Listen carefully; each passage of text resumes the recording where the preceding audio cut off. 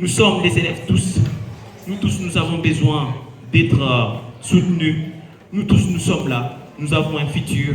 Mais je vous assure que cette journée d'aujourd'hui ne sera pas une perte du temps inutile, mais une journée exceptionnelle qui va nous enrichir. Sans plus tarder, nous allons devoir inviter le maître Juscelin Moussengo afin de nous parler de cette activité d'aujourd'hui. À vos titres et qualités, veuillez rejoindre la scène. Merci, M. Daniel, pour la modération. Je pense que M. Daniel a tout dit. Nous sommes là dans le cadre du programme de lutte contre les violences domestiques et professionnelles faites contre qui? Les enfants. La femme, merci beaucoup. Non, donc nous sommes ici pour les femmes. Nous sommes ici hommes, jeunes garçons, pour la femme. Chères demoiselles, vous êtes contentes parce que nous sommes là pour vous. Et pourquoi? Pour lutter contre les violences domestiques et professionnelles. Quelqu'un peut me parler sur les violences domestiques? Alors, un garçon. On peut dire, lorsqu'à la maison on dit, seules les filles doivent faire ceci, seules les filles doivent torchonner, travailler comme ça, et pas les garçons. Ça, c'est déjà sorte de violence, je crois. Merci, cher Daniel. Est-ce qu'on peut applaudir pour Daniel? Wow. Bien. Il nous a dit que seules les femmes sont obligées de torchonner, de faire certains travaux à la maison, et pourquoi pas nous. Je peux dire que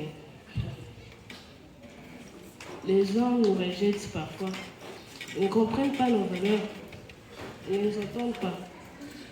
Notre devoir est de les faire écouter et de leur montrer de quoi nous pouvons faire dans nos capacités.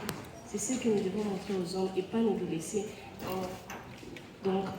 en se mettant en genoux, en allant nous supplier de nous donner nos valeurs. C'est ce que je peux dire. D'accord, merci beaucoup, merci beaucoup. Monsieur Arouchi, d'accord. Est-ce que tu es d'accord de ce que vient de nous dire notre petite sœur? Je suis d'accord parce que il n'y a pas le travail des femmes et le travail des hommes.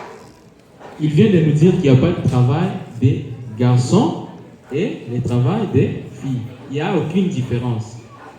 Il n'y a pas la différence entre nous et les hommes. Nous sommes tous des êtres humains et nous pensons nous tous la même chose. Donc, on va dire.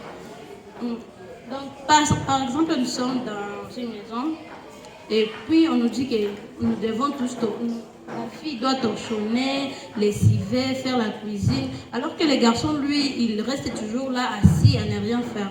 Donc, quand nous sommes à la maison, on doit se départager dans les tâches ménagères. On doit tout faire. C'est pas seulement la fille qui doit tout faire. Félicitations, cher Nabintou. Merci beaucoup. Merci beaucoup, merci beaucoup. Si on dit la masculinité, nous voyons l'ensemble de caractères-là, l'ensemble de tous ces éléments qui concernent l'homme. Félicitations, cher Daniel. Alors, nous allons parler de la masculinité positive. Si la masculinité concerne l'homme, les caractères de l'homme, la masculinité positive, c'est quoi? Alors, la masculinité positive dans ces cas doit être l'ensemble de ce bon caractère, les bons caractères que doit présenter la personne de sexe masculin. Et celle qui est dite négative, alors, ce sera les contraires. Donc, on peut conclure en disant que la masculinité positive, ce sont les caractères-là positifs qui concernent l'homme. Merci beaucoup, cher Daniel. En tout cas, Daniel, c'est comme s'il est quelqu'un qui connaît déjà tout. Je viens d'apprendre que Daniel utilise l'intelligence artificielle. Est-ce que c'est vrai? Est-ce que c'est vrai? Donc, c'est lui-même. Lui-même, c'est ChatGPT. Je vais parler au nom de tous les garçons. Nous allons nous engager à ne n'est pas faire la violence basée sur les genres. Nous allons faire des derniers de ne pas sous-estimer les efforts, les compétences des femmes malgré leur sexe. Merci. Merci beaucoup, cher Samien. Est-ce qu'on peut applaudir pour Samien?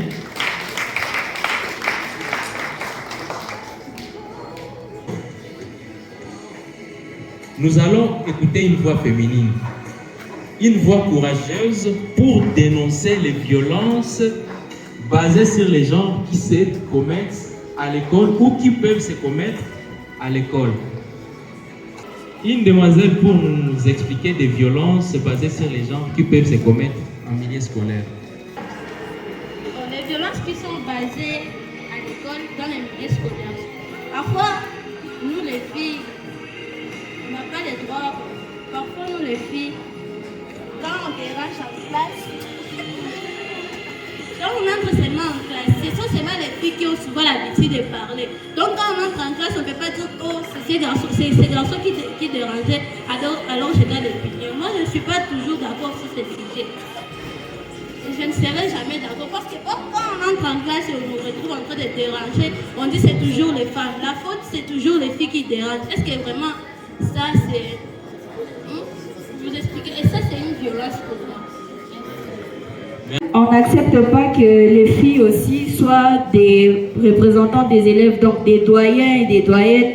Ils acceptent seulement que ce soit juste des gens de sexe masculin qui soient juste au poste de représentants des élèves. C'est aussi une violence. Merci beaucoup. Qu'est-ce que tu fais que la femme ne peut pas faire, selon toi? Même le monsieur qui a dit creuser de l'or, tout le monde peut creuser de l'or. Et ce n'est pas tout homme qui peut creuser de l'or. De même que les femmes. Je ne sais pas si entre nous il y a quelqu'un qui a un jour creusé de l'or. Parce qu'il faut d'abord la formation. Et la femme aussi peut avoir cette même formation et faire cela. C'est pourquoi nous pouvons conclure que l'homme et la femme ont le même droit, sont égaux vraiment. La femme doit avoir la grossesse et l'homme non. Je connais que c'est d'abord une richesse. Donner naissance à une autre personne, c'est une richesse d'abord. C'est que la femme a une richesse que toi tu n'as pas. De même que toi, c'est pourquoi vous pouvez être au même niveau. Nous tous nous sommes des chrétiens. Mais la femme a été créée par l'os. Qu'est-ce qui est dur entre la boue et l'os? Mais oui. République démocratique du Congo, l'article 14 de la Constitution consacre la partie. De ce fait, il dispose les pouvoirs publics veillent à l'élimination de toute forme de discrimination à l'égard de la femme et assure la protection et la promotion de ses droits. Ils prennent dans tous les domaines, notamment dans les domaines civils, politiques, économiques, sociaux et culturels, toutes les mesures appropriées pour assurer la totalité de l'épanouissement et la pleine participation de la femme au développement de la nation. Ils prennent des mesures pour lutter contre toute forme de violence faite à la femme dans la vie publique et dans la vie privée. La femme a droit à une représentation équitable au sein des institutions nationales, provinciales et locales. L'État garantit la mise en œuvre de la parité homme-femme dans les dites institutions. La loi fixe les modalités d'application de ce droit. En effet, merci beaucoup, cher Daniel. L'État doit garantir l'égalité de ses droits et promouvoir et faire en sorte que la femme puisse jouir de ses droits. S'il y avait une question. Pourquoi on dit dans la famille c'est l'homme le seul qui chante dans la famille, mais on ne dit pas la femme? Bien mon ami, bien. Pourquoi on dit dans la famille c'est l'homme le seul qui parle dans la famille, mais on ne dit pas la femme?